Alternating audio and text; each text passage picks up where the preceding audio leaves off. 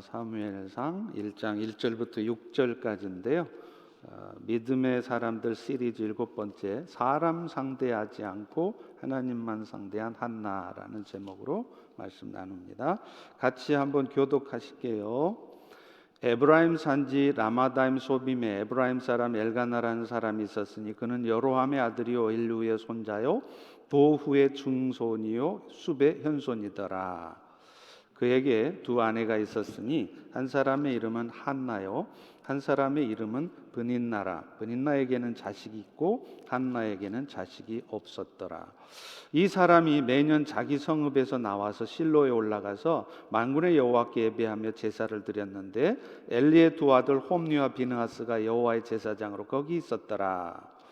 엘가나가 제사를 드리는 날에는 제물의 분깃을 그의 아내 브닌나와 그의 모든 자녀에게 주고 한나에게는 갑절을 주니 이는 그를 사랑함이라. 그러나 여호와께서 그에게 임신하지 못하게 하시니 여호와께서 그에게 임신하지 못하게 하심으로 그의 적수인 브닌나가 그를 심히 격분하게 하여 괴롭게 하더라. 아멘. 십자가의 은혜를 입어서 그리스도인이 되게 되면 우리 삶에 크게 한 3가지의 변화가 나타납니다. 첫 번째 변화는요, 사람이나 내 인생에 벌어진 상황들을 보는 시각이 바뀌어요. 이전에는 사람의 시각으로만 보게 되었는데 신앙이 성숙해지고 은혜를 체험하면 점점 하나님의 시각으로 보게 됩니다. 그래서 처음 신앙생활할 때는 얄미운 사람도 많고 어설퍼 보여서 답답한 사람도 많았는데 점점 시각이 바뀌어지면요, 그런 사람들을 보면 오히려 불쌍히 여겨져요. 그리고 저런 사람도 주께 쓰임받을 수 있다는 그런 너그러운 생각을 갖게 되는 것이죠. 그래서 불평이나 비판하는 말을 많이 했던 사람들이 이제는 감사하는 말이나 격려하는, 칭찬하는 말을 많이 하게 되는 겁니다. 이것이 삶의 변화예요. 두 번째 삶의 변화는요, 살아가는 삶의 소망이 바뀐다는 겁니다. 땅의 소망을 두지 않고 하늘의 소망을 두는 것이죠. 많은 경우에 예수를 믿어도요, 대부분 처음에는 어찌하든지 이 땅의 삶에 관심이 많아요. 심지어는요, 예수님 덕분에 이 땅에서 좀 편안하고 축복된 삶을 살아보려고 교회도 나오고 예배도 드리고 신앙생활하는 경우도 있습니다. 그러다가도 이제 신앙이 점점 자라잖아요. 그러면 소망이 땅의 소망이 아니라 하늘 소망으로 바뀌어요. 그래서 이전에는 땅의 것들이 좀 많아지고 좋은 것들이 주어지면 그게 큰 기쁨이었습니다. 근데 은혜를 점점 체험하면 나중에는 내가 어떤 힘든 상황에 처해도 먼저 십자가의 은혜에 감사하는 마음이 들고요, 영원한 하나님의 나라를 바라보면서 항상 기뻐하는 삶을 살게 된다는 것이죠. 마지막 변화는요, 삶의 문제를 해결하는 태도가 바뀌어요. 옛날에는 사람을 직접 상대해서 뭔가를 풀어내려고 했지만 이제는 사람하고 상대를 많이 안 하고 하나님하고 직접 상대하는 거예요. 그런데 저의 경우를 비춰봐도요, 이 3번째 변화가 가장 어려운 변화인 것 같아요. 저도 어떤 때는 하나님께 나아가 눈물로 기도할 때도 있지만 사람하고 붙어서 뭐 해보려고 이럴 때도 많아요. 왜냐하면 정말로 하나님이 일하신다는 것을 경험해 보지 않은 사람들은요, 좀처럼 이런 태도를 갖지 못하기 때문입니다. 그래서 눈에 보여지는 대로 판단하고요, 사람하고 붙어서 뭔가를 해결해 보려고 하다가 결국은 뜻대로 되지 않는 현실에 실망해요. 그러면 나중에는 자신도 모르는 사이에 하나님을 향한 기대조차 갖지 않게 됩니다. 그러나 정말로 하나님의 은혜를 체험하면 진짜 하나님이 하시는구나 이걸 경험하게 되면 사람들 때문에 상처받지도 않고요, 사람들 모습에 실망하지도 않습니다. 하나님께서 하시는 일이라는 것을 알기에, 또 오직 그분만이 궁극적인 문제의 해결자라는 사실을 알기에 가장 먼저 가장 많이 그분 앞에 나아가 그분에게만 말한다는 것입니다. 오늘 함께 은혜 나누는 한나도 결국 이 모든 일들이 하나님이 하신 일이라는 것, 또 하나님의 손에 달려있다는 것을 깨닫습니다. 그래서 이 한나 역시 사람들 때문에 속상하고, 사람들 때문에 분노하고, 사람들을 상대해서 뭔가를 해결해 보는 것이 아니라 하나님과만 상대하는 모습을 보여줘요. 그 시작이 한나가 아이를 못 낳는 상황이었습니다. 한나는요, 남편 엘가나의 사랑을 많이 받았대요. 근데 자식이 없어요. 2절에 보십시오. 그에게 두 아내가 있었으니 한 사람의 이름은 한나요, 한 사람의 이름은 브닌나라. 브닌나한테는 자식이 있고 한나에게는 자식이 없었더라. 여러분, 오늘날에야 애 못 낳는 게 뭐 좀 아쉽고 마음 아프긴 하지만 적어도 부끄럽고 수치스러운 일은 아니잖아요. 근데 그 당시만 해도요, 여자가 애를 못 낳으면 대단히 수치스러운 일이었습니다. 왜냐하면 여자가 아이를 못 갖는 것은 하나님의 저주를 받았다라고 생각하기 때문입니다. 그러니 한나의 마음이 어떻겠어요? 그런데다가 남편의 첩인 브닌나까지 힘들게 해요. 6절에 보십시오. 그의 적수인 브닌나가 그를 심히 격분하게 하여 괴롭게 하더라. 가뜩이나 애 만나서 속상해 죽겠는데 남편의 첩까지 자기를 힘들게 하면 정말 화가 날 것 같습니다. 근데 여기에 또 하나가 더 붙어요. 제사장입니다. 한나가 속상해서 하나님께 나아가서 오랫동안 기도를 하느라고, 근데 나중에는 힘이 없어서 입술만 이렇게 하고 있는데 그걸 보고 제사장이 너 술 취했냐? 이렇게 얘기를 하는 거예요. 12, 13절입니다. 그가 여호와 앞에 오래 기도하는 동안 엘리가 그의 입을 주목한 즉 한나가 입술만 움직이고 음성은 들리지 않으므로 엘리는 취한 줄로 생각한지라.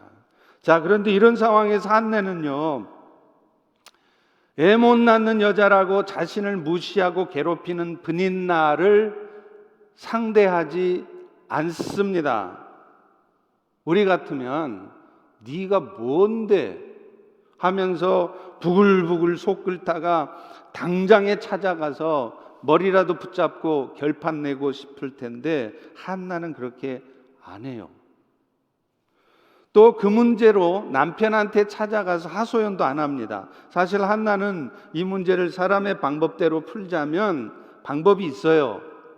남편 엘가나한테 고자질하면 끝납니다. 왜냐하면 오늘 본문에도 남편 엘가나가 브닌나보다는 한나를 더 사랑했다고 쓰기 때문입니다. 그런데 한나는요, 이 문제를 그렇게 풀어가지 않습니다. 심지어는 자신의 아픔도 모른 채로 엉뚱하게 술 마셨냐고 하는 제사장 탓도 안 합니다. 대신에 한나는 여호와께 나가요. 왜냐하면 이 모든 것이 결국은 여호와께서 하신 일이라는 것을 알았기 때문이죠. 5절 후반부를 보십시오. 그러나 여호와께서 그에게 임신하지 못하게 하시니, 다시 말하면 도대체 하나님은 어떤 의도인지는 모르지만 한나가 아이를 못 갖게 한 것 하나님이 하신 일이라는 거예요. 하나님이 하신 일이라는 걸 알았기 때문에 한나는요, 그 문제로 자신을 괴롭히는 브닛나의 얼굴조차 보기 싫어도, 남편을 먼저 찾아가고 싶어도 하나님 앞에 먼저 나아가는 겁니다. 사실 우리는요, 문제 터지면 습관적으로 그 문제를 들고 하나님 앞에 가야 돼요. 사람하고 붙어서 해결해 보려고 애를 써도 좀처럼 해결 안 됩니다. 왜냐하면 원래가 우리가 당하고 있는, 겪고 있는 이 문제가 다 하나님이 하신 일이기 때문에 그래요. 우리가 눈치를 잘 못 채서 그렇죠. 사실은 우리의 삶의 모든 일들이 다 하나님의 프로그램이에요. 하나님이 프로듀싱 하시고 하나님이 주연 배우 엑스트라까지 다 정하고 준비한 프로그램입니다. 지금 한나에게 주신 애 못 낳는 상황도 하나님께서 계획하신 일이라고 오늘 본문도 분명히 쓰고 있지 않습니까? 한나의 마음 힘들게 한 브닛나도, 한나 마음 몰라주는 제사장도 사실 연출자이신 하나님이 보내신 배우고 엑스트라라는 거죠. 요즘 여러분 코로나 팬데믹 때문에요, 장사 잘 되는 동네가 있어요. 넷플릭스입니다. 저는 잘 모르겠는데, 근데 이 넷플릭스에서 상영이 되는 인기 드라마 중에 탑이 전부 다 한국 드라마랍니다. 놀랍잖아요?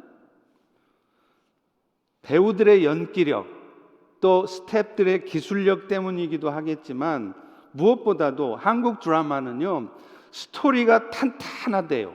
그리고 아주 독창적인 스토리를 갖고 있답니다. 그런데 여러분, 아무리 그렇게 재미있는 드라마를 보는데도 극 중에서 배우가 하는 짓이 마음에 안 들 때가 있잖아요. 그럴 때 내가 보는 저 액터가, 배우가 하는 짓이 마음에 안 든다고 배우를 바꿔달라고 하거나 대본을 바꾸라고 할 수 있습니까?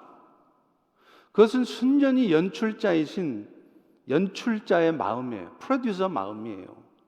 지금 당장은 얽혀있는 데서 답답하지만요, 결국엔 그 드라마가 굉장히 독창적이고 굉장히 재밌게 하려고 지금 프로듀서가 한 일인 겁니다. 그 드라마를 통해서 뭔가 전달하고 싶은 메시지가 있어서 그렇게 얽혀 놓은 거예요. 그런데 그걸 보고 답답하다고, 내가 보기에 답답하다고, 내 마음에 안 든다고 배우하고 싸워서 해결될 문제가 아닌 것이죠.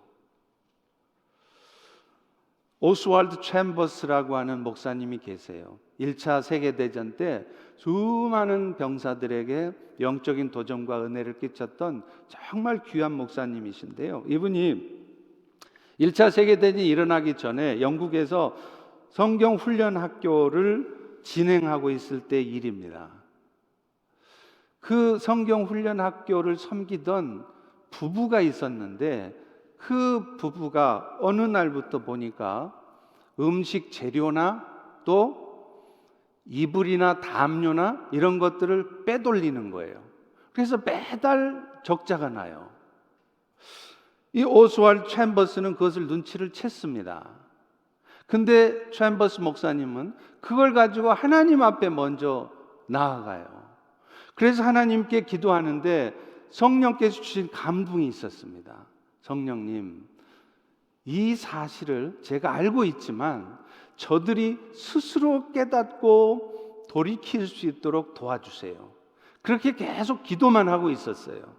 그런데 놀라운 일이 벌어집니다. 어느 날 그 젊은 부부가 이 챔버스 목사님 앞에 무릎을 탁 꿇어요. 사실은 저희가 이렇게 물품들을 계속 빼돌리고 있었습니다. 그랬더니 챔버스 목사님이 나도 알고 있었소. 그러나 우리 하나님께서 당신들을 깨닫게 하실 때까지 나는 기도하면서 기다리고 있었소. 결국 예수 믿지 않던 그 부부가 그 자리에서 예수님을 영접하고 신실한 신앙인이 되었다는 것입니다. 여러분, 뭘 말하는 겁니까? 우리는 너무 사람하고 붙어서 사람들끼리 뭐 해결해 보려고 너무 애를 써요. 물론 필요하죠. 그런데 진짜는 하나님께 가야 답이 있는 겁니다. 그렇다면 그렇게 할 때 어떤 일이 일어날까요? 왜 그렇게 해야 될까요? 먼저는요, 그렇게 할 때 하나님께서는 왜 내 인생에 지금 그런 일이 벌어졌는지, 이 일들을 통해서 무엇을 하려고 하시는지 하나님의 의도를 깨닫게 하세요. 바꿔 말하면, 그런 문제 앞에서 사람하고 붙어서만 싸우고 따지고 하면서 해결해 보려고 하면 절대로 그런 일이 벌어진 하나님의 의도를 눈치를 못 챈다는 겁니다. 지금 한나의 경우도요, 하나님께서 한나의 태가 다치게 하신 것은 이유가 있었습니다. 바로 사무엘 때문이에요. 당시에 이스라엘은 영적으로 온통 어두움이었습니다. 사무엘상 3장 1절에 보면 그 당시의 상황을 표현해줘요. 아이 사무엘이 엘리 앞에서 여호와를 섬길 때는 여호와의 말씀이 희귀하여 이상이 흔히 보이지 않았더라. 다시 말하면 그 당시의 세상이 온통 영적으로 어둠의 세상이었다는, 오늘날의 세상 같은지 모르겠습니다. 따라서 하나님께서는 이 영적으로 어두워진 세상에 하나님의 뜻을 밝히 드러낼 수 있는 하나님의 사람을 보내기를 원하셨습니다.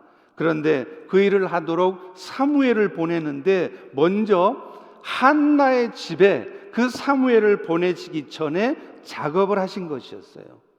왜냐하면 하나님은 그런 과정들을 통해서 한나가 늘 하나님의 뜻에 민감하고 하나님의 뜻을 잘 분별하는 사람이 되게 하려고, 그래서 사람 생각대로 말하고 행동하는 것이 아니라 하나님의 뜻대로 판단하고 결정하고 행동하는, 그래서 사무엘조차도 아깝지만 하나님 앞에 드리는 자가 되게 하려고 하신 일이라는 거예요.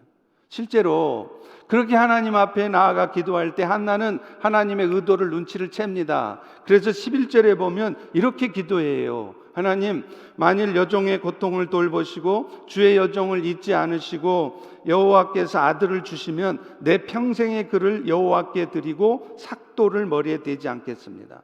삭도를 머리에 대지 않는다는 것은 이 구약의 나실인 규례인데요, 하나님 앞에 그 아들을 드리겠다 이 말입니다.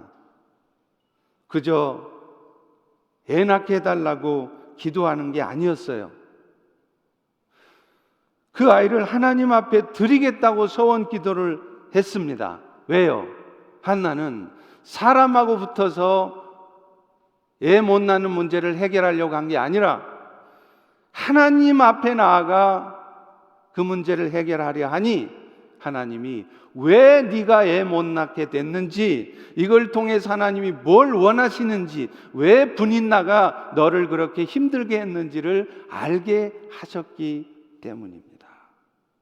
여러분, 사실 기도라고 하는 것도요, 내가 필요한 것을 하나님한테 청구해서 받아내는 게 아니더라고요.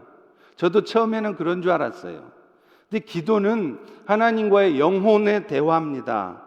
그 기도하다 보면 어느 순간 하나님의 사랑이 막 절절히 느껴져요.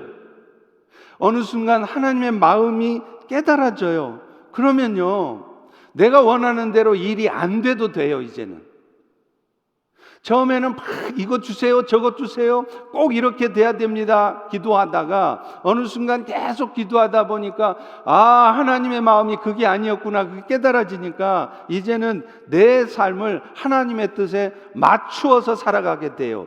이것이 기도입니다. 그러므로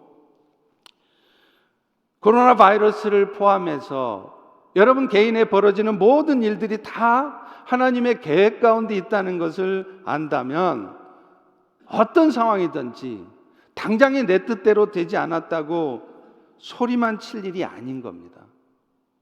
하나님의 초점으로 인생 정리하고 나면요, 저의 경우도 보니까 원통할 일도 별로 없더라고요. 처음에는 속도 좀 상하고 왜 이런 일이 있지 싶은데 나중에는요, 아하, 이런 일이 반드시 있어야만 했구나 하고 깨닫는 날이 옵니다.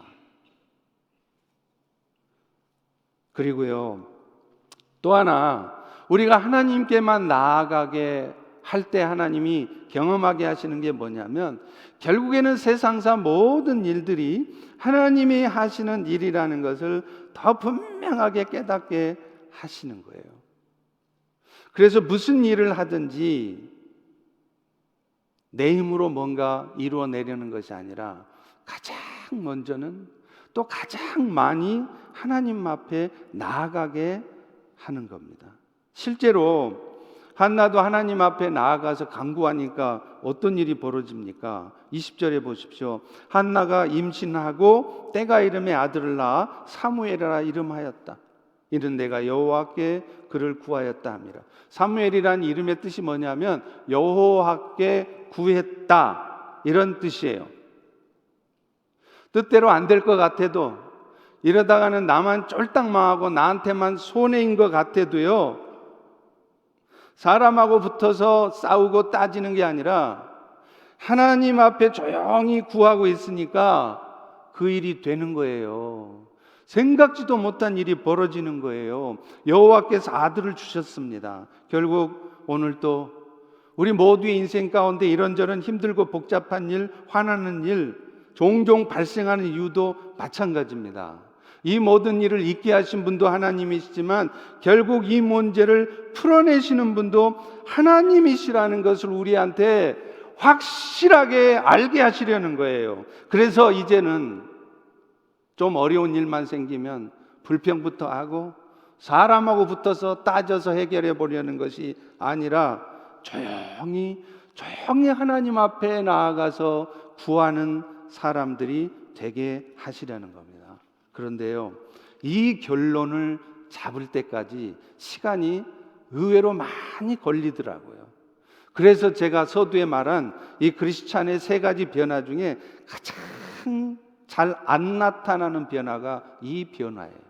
사람들은 늘 문제 터지면 사람들하고 붙어서 뭔가 해결하려고만 하기 쉽다는 겁니다. 그런데 오늘 우리는 이 결론을 시행착오 다 겪고 산전수전 다 겪고 확인하는 게 아니라 지금 말씀을 통해서 확인하게 되니 이게 얼마나 감사한 일입니까? 필립 얀시라는 베스트셀러 작가가 있습니다. 오늘날 세상 속에 갈등하며 신앙생활하는 수많은 그리스도인들에게 공감을 주는 베스트셀러예요. 그 이분이 2000년 초반에 교회, 제목을 잘 보세요. 나의 고민, 나의 사랑. 교회만 생각하면 고민스럽다는 거예요. 속상하다는 거예요. 그런데 결론은 뭡니까? 그래도 결국은 나의 사랑이다. 공감할 때가 많이 있을 것 같죠? 실제로 그렇습니다. 이분은요, 왜 자신이 교회를 떠났고 또 떠났다가 어떻게 다시 교회로 돌아오게 됐는가를 썼어요. 이분은 미국 남부의 크리스찬 가정에서 태어나서 어린 시절부터 교회하고는 떨어질 수 없는 분위기 속에서 자랐습니다. 그런데 자라면서 결국은 교회를 떠나요. 남부 교회들 아시죠? Southern Baptist. 특정 교단을 말씀해서 죄송합니다. 남부 교회들이 아주 보수적이고 지나친 율법주의적인 모습 때문이었습니다. 소위 말해서 교회 안에 은혜가 없는 모습에 지쳤던 겁니다. 교회가 십자가의 은혜를 말하고 하나님의 사랑을 말하지만 실제로는 살벌한 판단, 정죄만 가득하고 겸손함이나 하나님을 향한 기대를 찾아볼 수가 없어요. 그래서 필립 얀시는 결국 이런 차디찬 냉혹한 교회 모습 때문에 오랜 세월 교회를 떠나 있게 됩니다. 그러나 그는 다시 교회로 돌아왔습니다. 그는 교회를 떠나 있을 때도 고통받는 쪽은 결국 자기 자신이었다고 말해요. 그리고 시간이 지나면서 결국 자기가 교회를 바라볼 때, 그 고민스러운 교회의 모습을 볼 때 어떤 것을 보아야 되는지를 깨달았다는 거예요. 그는 전에는 소비자의 마인드, 컨슈머의 마인드로 교회를 바라보았답니다. 그러다 보니까 예배를 드려도요, 이 예배가 나에게 은혜가 되는가, 이 교회는 내가 기대하고 있는 것을 충족시켜 주는가, 그게 중요했었습니다. 그런데요, 교회를 떠나서 오랫동안 묵상하고 깊이 생각해 보니까 진짜 중요한 것은 예배를 드리면서 신앙생활하면서 내가 느끼는 감정, 내가 교회에 대해 기대하는 것, 이게 중요한 게 아니라는 것을 깨달은 거예요. 거기에 문제가 있었다는 것을 깨달은 거예요. 오히려 나는 지금 정말로 간절한 마음으로, 사모하는 마음으로 주님 앞에 나아가고 있는가가 중요하다는 것을 깨달은 것입니다. 그래서 필립 얀시는 결론적으로 이런 말을 해요. 저수지가 메말라 있으면 결국은 더 깊이 파는 수밖에 없다. 더 깊이 들어가는 수밖에 없다. 저수지가 말랐다고 또 다른 저수지를 찾으면 똑같은 시행착오를 반복할 뿐이라는 겁니다. 여러분, 목마르다면 더 깊이 들어가셔야 돼요. 더 주님 앞에 겸손한 마음으로, 간절한 마음으로 나가셔야 돼요. 그러면요, 제 경우에 보면 어느 순간 정말 깊은 샘에서 솟아나는 맑은 물 같은 은혜를 맛봅니다. 그러면 더 이상 내 바깥의 세상이 아무런 문제가 되지 않는 겁니다. 그래서 필립 얀시도 이제는 교회를 떠난 삶은 생각할 수도 없다라고 고백합니다. 자, 그런데 이렇게 우리가 하나님의 얼굴을 구하면서 생각해야 될 게 하나 있어요. 그게 뭐냐면, 하나님께서는 항상 우리에게 좋은 것으로 응답하시는 분이라는 것을 잊지 말라는 겁니다. 이게 굉장히 중요합니다. 마태복음 7장 11절에도 말씀해요.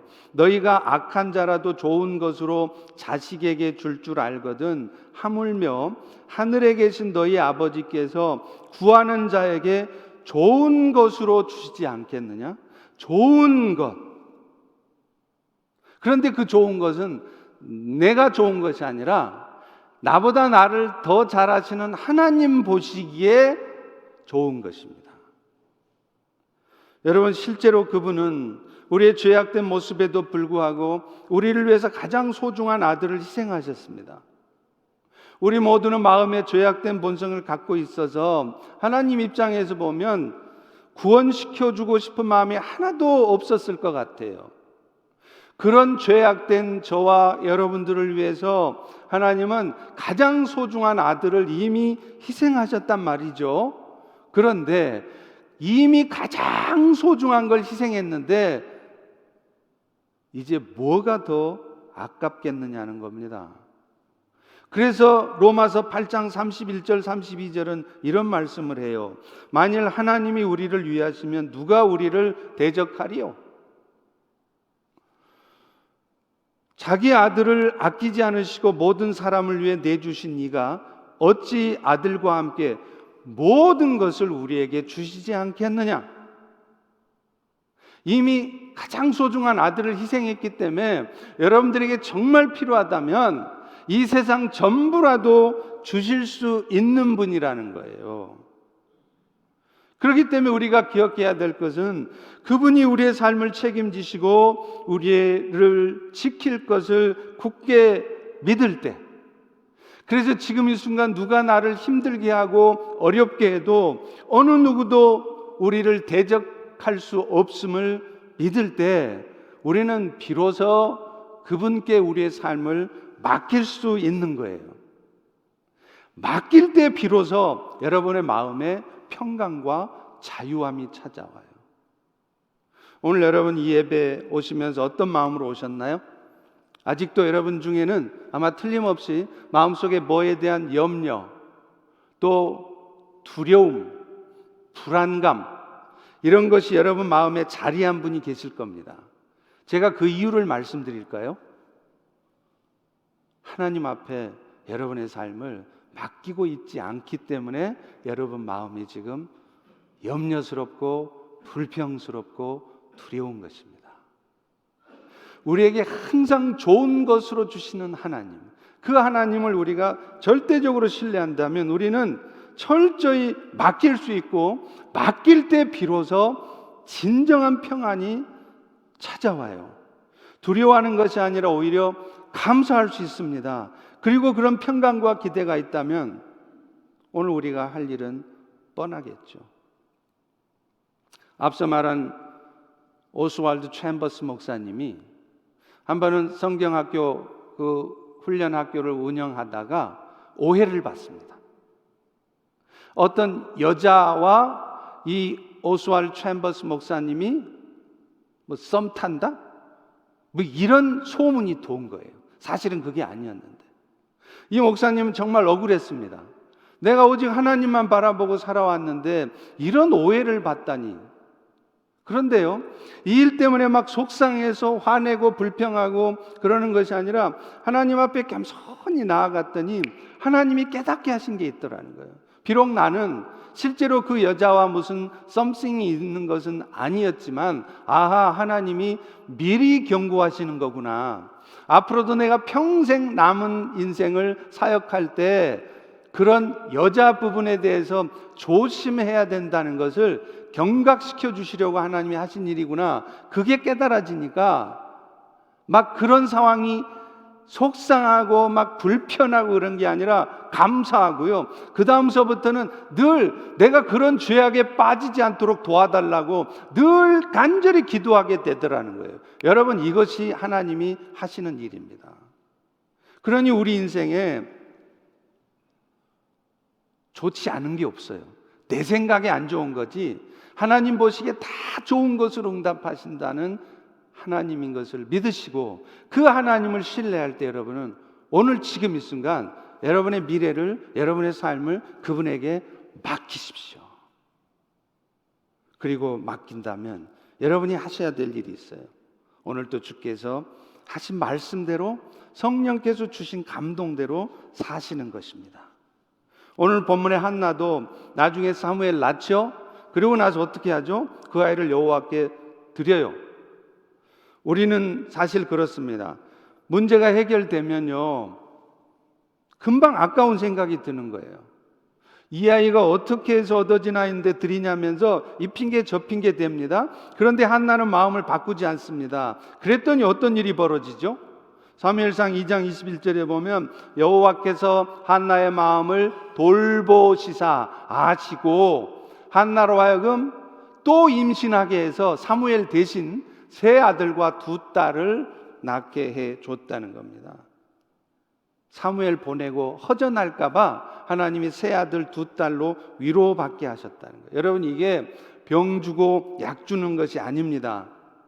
우리가 오늘 또 하나님께서 하실 것이라는 믿음 가운데 나를 내려놓고 하나님께 내 삶을 맡기고 내 마음을 비우면, 그래서 오늘 또 하나님이 말씀하신 대로 성령께서 감동 주신 대로 살아가고 있으면 오히려 하나님이 채워주신다는 거예요. 하나님의 위로를 경험하게 하신다는 것입니다. 그리고 주의 뜻도 나를 통해 이루어 가신다는 것이죠.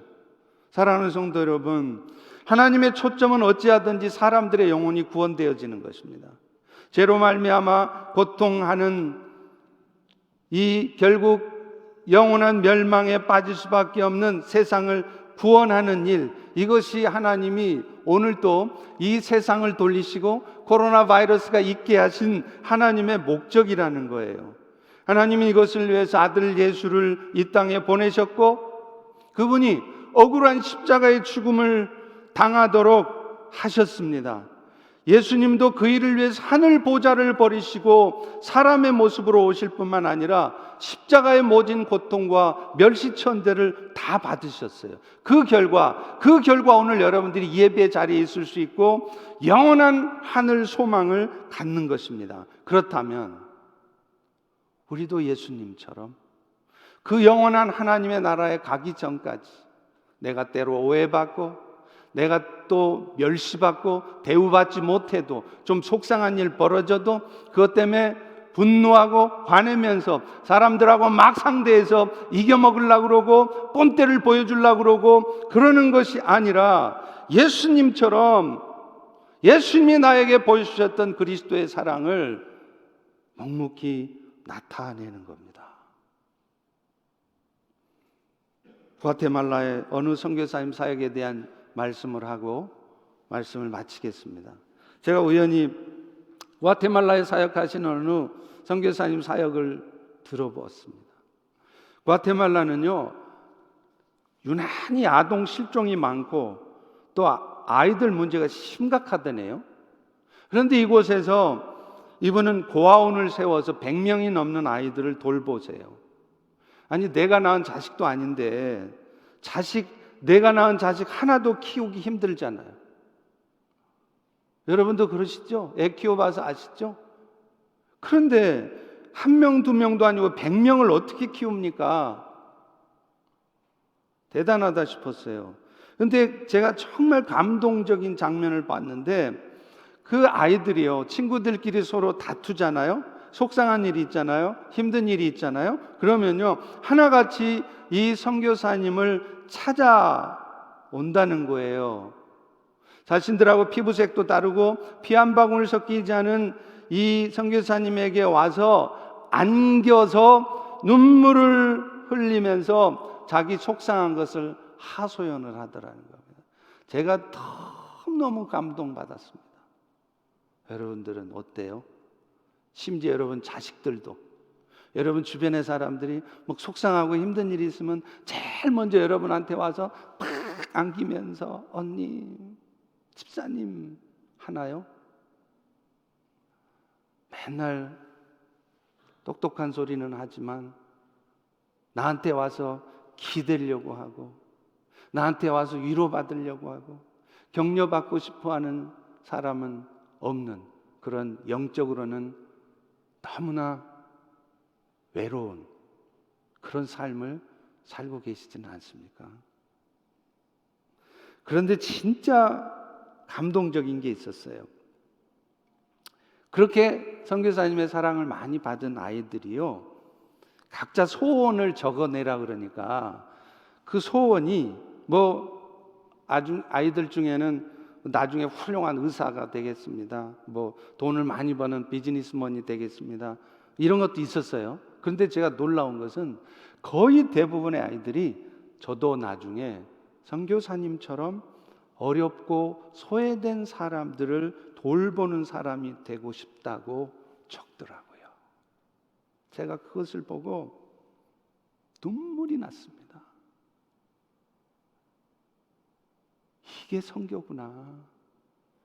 이게 크리스천 라이프구나. 여러분, 이게 사실 주의 뜻을 이루는 일입니다. 우리 뭔가 대단한 일, 눈에 보이는 가시적인 일, 그거 안 해도 돼요. 정말로 내가 사는 삶의 현장에서, 여러분의 비즈니스와 직장에서 정말 여러분 보기에도 보잘것없어 보이고요, 심지어는 다른 사람들이 다 싫어하는 사람이어도 그런 사람들에게 여러분이 먼저 다가가서 손 내밀어 주는 것, 이것이 미셔널 라이프입니다. 부족해 보이고 어설퍼 보여도 그래서 다 판단하는 말, 비난하는 말만 쏟아내지만 여러분이 먼저 다가가서 위로의 말, 격려의 말을 건네는 것이 미셔널 라이프입니다. 그리고 그런 미셔널 라이프를 통해서 그리스도의 사랑을 맛본 사람들이 나도 당신이 믿고 있는 예수를 믿고 싶습니다. 나도 당신처럼 그렇게 삶에 지쳐 있는 사람들에게 다가가서 손 내미는 삶을 살고 싶습니다 라고 말하게 되는 것입니다.